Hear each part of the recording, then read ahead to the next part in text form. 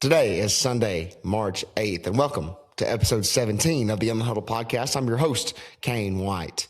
Little change of scenery for episode 17. You'll see another change of scenery once the interview with our guest starts. Just switching things up. Been on the run a little bit, so kind of going mobile for episode 17. We've reached the month of March. March Madness is cranking up, conference tournaments, and then the NCAA tournament starting here pretty soon. I'll tell you what, Michigan looks good. I'm liking the way Florida's playing right now as well. I think there's a lot of teams that could win the NCAA tournament, the basketball national championship, kind of like football was this year. I think there's a lot of parity. Hopefully that the old Arkansas Razorbacks can make a deep run. Going to be pulling for them.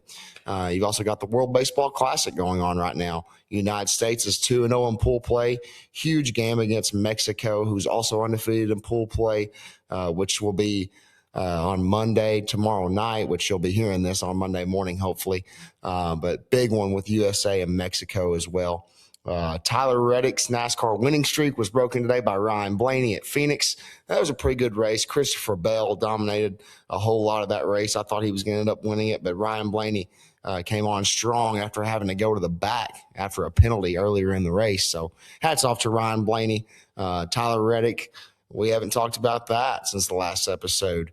Not only did he win the Daytona 500, he won the first 3 races of the year, which had never been done in NASCAR history. So hats off to a dirt racer, a former dirt racer, Tyler Reddick, on winning 3 in a row. Weather's warming up. Baseball's cranking up. Springtime, one of my favorite times of the season or the year. So ready for some crawfish, ready for some warm weather, and get it rolling. So today's guest, one of my favorite humans, a guy that I'm blessed to be around on a daily basis, a man that's helped mold my career in multiple ways, a man that I played against as a player, coached against him as a head coach when I was at Manila, and now I get to coach alongside of him.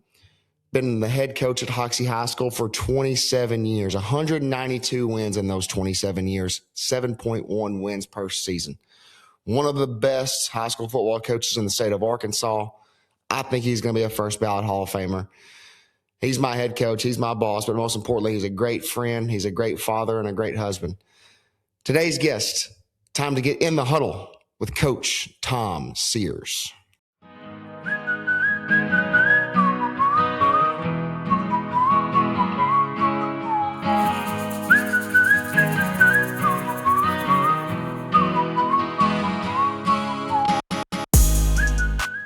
In the Huddle has gone on the road for the first time ever. We're live from the Hoxie High School Fieldhouse. I'm joined by the man himself, Mr. Coach Tom Sears. Coach, I would ask you how your day's going like I normally do with my guests, but we've been together all day. That's right. Busy as usual. Yes.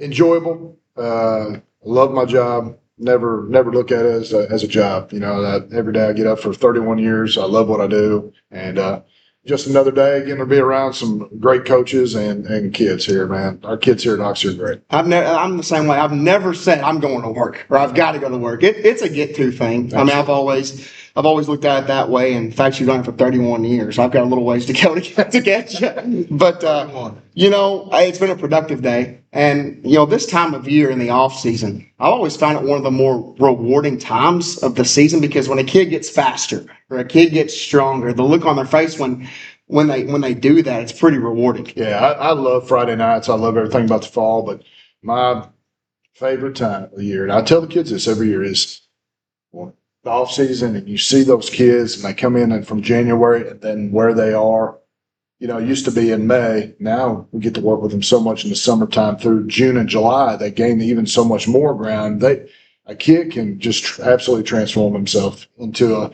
a very average player into a really, really good player just by want to, Right. And with great coaching guys that we got here, and our kids got every opportunity to make themselves as good a players as they want to be. Absolutely. I agree with that. And it's so much fun to see that progress made. And sometimes it's quick and sometimes it's over time. Absolutely. But, you've been the head coach here for 27 years. That's correct. That's right. You've built a program that's highly regarded in the state of Arkansas. I mean, I'm not saying that to be biased. That's just the truth, in my opinion. What's been the most important part of that? Is it the off season? Is it a culture that you've built in? What's the secret sauce to this success? Man, I just really think just a lot of hard work. Yes, I've been very blessed to have some really good coaches coach with me. Some guys that have believed in what we were doing here, believed in how to treat kids right, believe in asking them to holding them accountable and making them do things the right way, not just out here, but in school and the best we can in the community when they're away from here. Of course. But, those guys helped get us where we are today. I've several guys have gone on to be superintendents. Many guys have went on to be other head coaches. And that's special to me. That's as rewarding seeing those guys do those things, being under this program, as is kids going and graduating and coming back and saying, Coach, I'm doing this now. This is with my family. That's awesome. But those guys were huge into getting where we are today and continue to try to grow and to be better. We never get satisfied. We always try to get better. As you know, we just got back from coaching clinic, which I think is hugely important for programs to go and to learn and continue to see what's out there and to bring it back to these kids. And then also the culture of coaches getting around each other and getting to know each other even better. And then, we ask our kids to battle for each other, but our coaches, it gets to be a really tough, nice bond. That's right. I completely agree. I mean, I think the staff that we've got, it's super fun just to be around them, and we're all on the same page. And what you said about holding the kids accountable in the schoolhouse, in the community, that's just equally as important as out here. And I did similar things as a head coach, and I saw the way you operated as a head coach, and now just to be able to be on the same staff as you is really special to me. So I appreciate it. Yeah, well, I hope, you never know. It's someone from the outside and they see how we do things or feel how we do things, but then you're actually in there always like, hey, I wonder if they feel the same way as they come now things are. So I feel good you say that, but it's year 31 and just keep on clicking along. And it doesn't feel like that, and I was a lot of thoughts as I knew we were getting ready to do this of through the years and guys that have played through the program and stuff. And it's pretty special of where we are and continue to get. No doubt. Absolutely. So, you talk about those 31 years. You've been here for 27. You started in 99 here. What did the path look like to get you here? Okay, so graduated from Arkansas State. Was up, yep. Indians, no Indians. Running Joe. Yes. Joe. Or Jumping Joe. Jumping Joe. And then so graduated at Christmas time and kind of in the window there where, I knew I wanted to be a football coach. Right. If I was going to coach football. I knew that's what I wanted to do, but I also had to have a job. So I was married and I grew up in Indiana. A lot of people don't know that. I grew up in Indiana where basketball's huge. And felt like I was really, really well coached growing up in Indiana in basketball, and was able to carry that to Marion and had a great career playing basketball. And a lot of people don't know I had an opportunity to play basketball in college or football. And I feel like football was my best opportunity to go and play and have a chance. So anyway, graduate, get done playing, and there's not very many football jobs. No doubt. So I'm looking around, I'm going, I got a job doing something. So did my student teaching at Greene County Tech. Great staff. Learned so much. Gene Weeks, Michael Todd, Bruce Hunt still coaching at Tech. Wow. Those guys were awesome.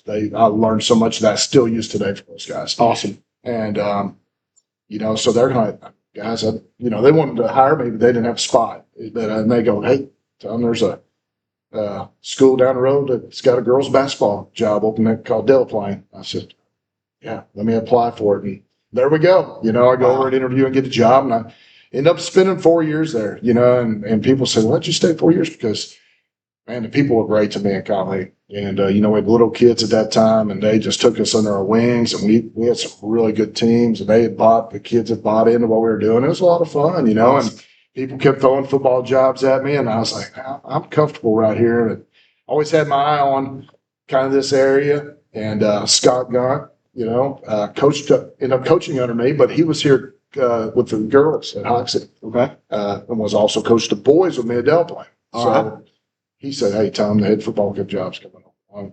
Why don't we try to, once you come down? I said, Hoxie's a spot I've always had my eye on. So it just took off from there. Wow, that's a great story. Yeah. I don't think many people out there know that you coached girls basketball before football. Yeah, and enjoyed it, loved it. Great kids, great ladies that I see today, and still see them. They reach out to me, and they played their tails off. That's awesome. And you're right about that because I graduated at Christmas too. We've talked about that. Y'all applied for like 48 jobs. Yeah, And then, man, so tough to get one. And I thank God for Michael Wages and Matt Wright up with Mark Tree for getting me started. So kind of similar career paths in a way. So you talked about prior to your coaching career, you played at Arkansas State. What's a cool memory from your playing days? Man, one of the first things that pops in my head is getting to play for Ray Perkins. Okay. Man, what a unbelievable guy. It had been at Alabama, really been the Buccaneers, and here he is coaching Arkansas State. Awesome. So I happened to be there, and when I got to Arkansas State, I tell our kids this all the time. Don't get your head down when you go to college because Coach Sears was number 8 on the depth chart. I walked in and saw my name at number 8. I said, "Ooh, I got a ways to go." Just put my nose to the grindstone and kept moving up, trying to outdo people. And they bring people every year, right? And you gotta try to beat the guy in front of you and hold off the guy below you. So just kind of tried to keep moving up the ladder. And man, I was able to really click with Coach Perkins and Coach Chris White that was his GA. Okay. Did a lot for him and ended up going to NFL. And I think he's a special teams in Memphis right now. Okay. And or he was. And anyways, had to learn the offense and I was a really good fit for what they wanted to do. And it was great. That's some of my great memories. Man, we were first team to play Division I at Arkansas State. I didn't know that either. So man, we got thrown to the wolves. We played LSU, Oklahoma, Florida. I mean, what a way to start. Yeah, it's tough. Getting those three. We had no business playing some of those teams, but to get it going and to get the money, bring it to the program, and that you had to go. But looking back, it was great experiences. I wouldn't trade for anything playing some of those places. That's awesome. What a cool story. I had no clue that you started with LSU, Oklahoma, and Florida. Absolutely. That's nuts. So 99, you start here, and you're still here to this day. How much has high school football changed since you took over till right now? I think the time that you're allowed to work with the kids, in the summertime, that was huge, and adding spring ball was big just for the development for the state of Arkansas and kids. I think we gained so much ground from where we were as other states like Texas and for all them used to be considered so far ahead of us. Right. Well, when we were able to open the door and do things, man, you can basically work with your kids as much as you want to within being smart about it. Right. Our kids started climbing the ladder and you saw a lot more kids getting Division I offers here, there, and everywhere else. And that's really cool. Offenses come and go. That's right. I mean, we've done the same thing. We went from wishbone or flex bone to spread to 5 wide, and then we're back to running power sets and running the ball. So I think that all comes and goes. But working with the kids and the openness and coaches have got so much better, and I think study and work at it more. It's not just hey, we're taking summers off and not do anything, and we'll crank it back up in August. That's you can't do it. That's right. I completely agree. And I think when people ask me from the time that I played to now, I think the speed of the games maybe changed a little bit too. But that's a very interesting answer that you talk about the time that you get with the kids, and that's something that I've never thought about just because I haven't been in it as long, and that's all I know. I think the development in weight room too. Right. Kids, the coaches more than anything have put so much more into the weight room. And development of speed, what you said, and just bigger, faster, stronger kids. No doubt, absolutely.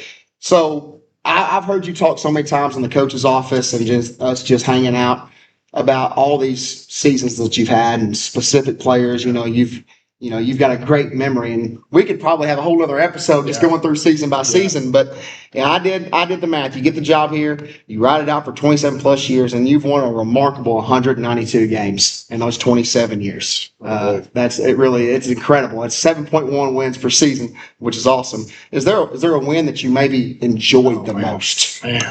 Maybe not the best win ever, but golly, we've won some games I'm just so proud of against some unbelievable programs, going and winning at McGee in the playoffs, winning at Boonville in the playoffs. Wow. Beating Pocahontas here at home the last time we were playing was a huge game.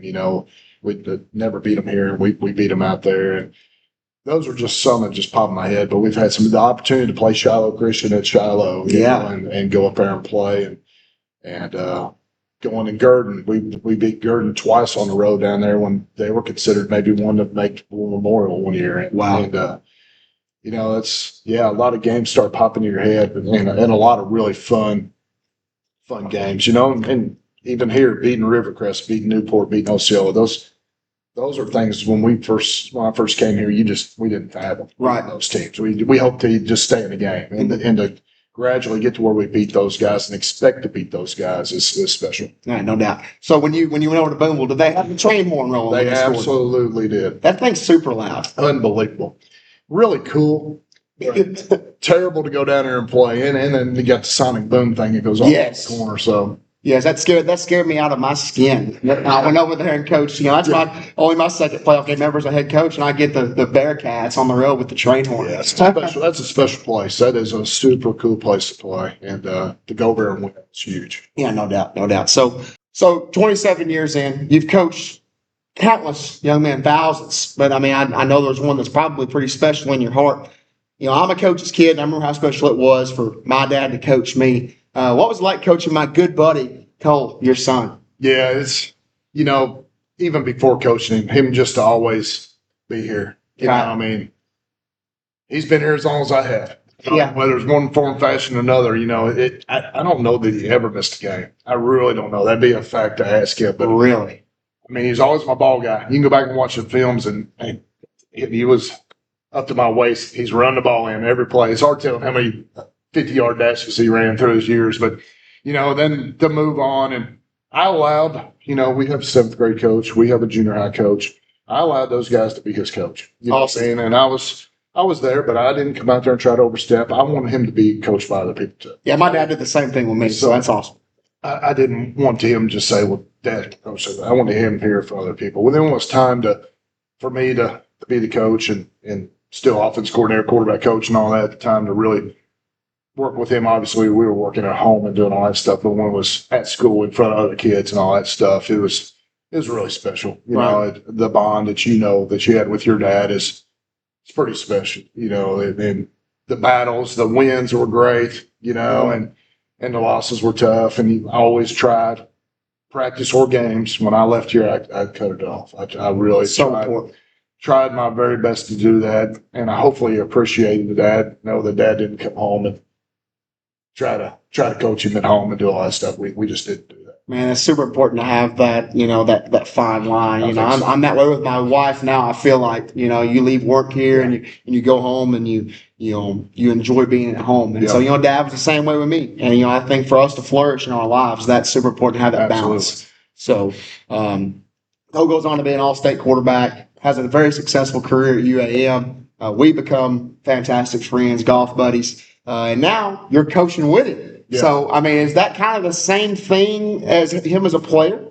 It is and it isn't. It is from a standpoint of the hard work that you put in together and being together every day and the ideas and stuff. But more from the coaching standpoint, I give him a lot more freedom of running our offense, ideas that he'll throw at me and we talk through and stuff. And as a player, not so much. He was going to do what Dad/coach told him to do. And we didn't have the relationship where he was going to come over and, Dad, I want to do this. That's just not the way I do things.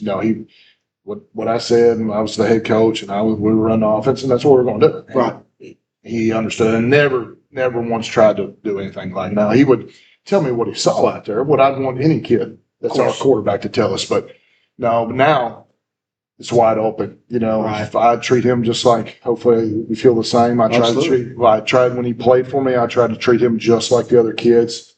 And good and bad, there's plenty of times Dad jumped on him and chewed him out, but there's plenty of times I gave him a hug too. But same way, and the coaching staff, I try not to treat him just like one of the other coaches, Awesome. But at the end of the day, we talk a lot, a lot of ball. He's a better version of me. I'm very proud he was able to go to college and be under some really sharp guys and learn a lot. And he paid really good attention. He's brought all that here. Yeah, that's really important. We might have to get a little trivia night, you and Cole, see who knows more ball. We might have to get that going.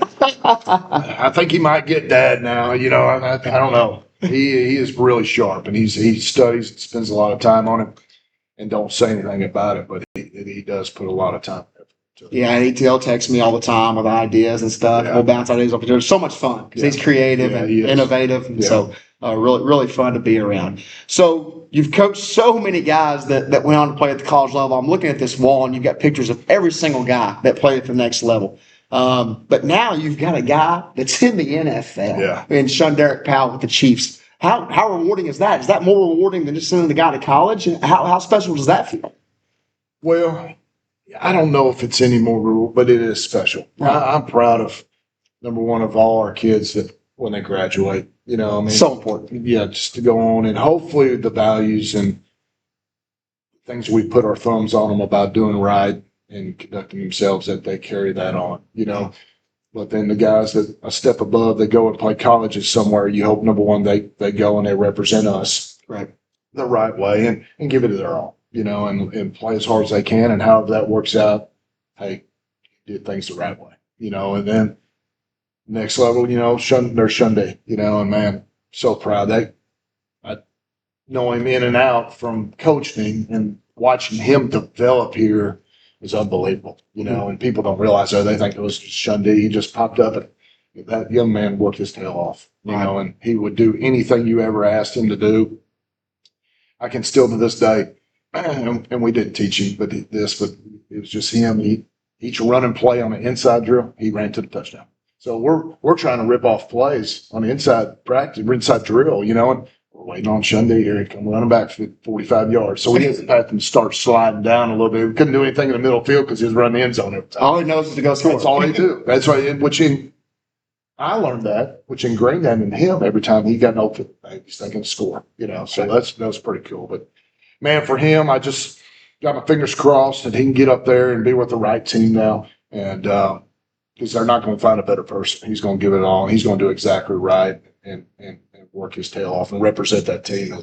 It's tough, though. It's tough to Just to get there. stick. Yeah. And so if he can make it through there and get through camp and all that, then he will be an asset to the team. There's Absolutely. no doubt. Can't wait to see him develop. I've got to meet him now that I'm on staff here. Been crazy. It's already been 14 months since I've started here. But man, he's a well-mannered young man, and I want to see him flourish. You made a point about you just want to get him to graduate and continue on the values that we put into them here. In my opinion, I think it's just as rewarding seeing young men that you coach become fathers and good husbands, and even if they went on to be a Super Bowl MVP. Yeah. That's the big wins in life, in my opinion. It might be cliche. No, it's go at the grocery store or whatever, and you see them and they got their family and say, Coach, this is what I'm doing nowadays. Man, yeah. So it's so cool because they're doing right and doing well because of what we taught them. And they can tell you that by looking at you without having to say it. Because they know that, hey, it was tough, and we ask a lot of them, be on time, be here, don't miss, and all that stuff. We tell them that if they'll do right and take that to their workplace, then they'll be successful. And it is so rewarding to see young men go and be great fathers, husbands. Makes life a lot easier when you learn those things at a younger age than having to try to play catch up when you're 23, 24 years old. Yeah. So I've only been at 7 years. I'm starting to get a couple wedding invites from former players. So I'm starting to feel that reward in a way. So, I think I've mentioned, my wedding on my podcast a few times, actually probably every episode. Talked about how nervous I was, but I don't think I've ever shared this with you. In 2020, I had to fill in as the head coach of Manila when our head coach went down with COVID. And we come over here to Hoxie, who's undefeated and number 3 or 4 in the state or whatever.